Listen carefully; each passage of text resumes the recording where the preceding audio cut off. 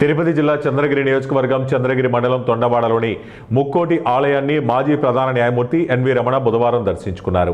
ఆలయ మర్యాదలతో మాజీ ప్రధాన న్యాయమూర్తికి అర్చకులు ఘనస్వాగతం పలికారు. శ్రీ ఆనందవల్లి దేవి సమేత శ్రీ అగస్తేశ్వర స్వామి వార్లను దర్శించుకుని ముక్కోటిలోని శ్రీ అగస్తేశ్వర స్వామివారి ఆలయంలో జస్టిస్ ఎన్వి రమణ ప్రత్యేక పూజలు నిర్వహించారు.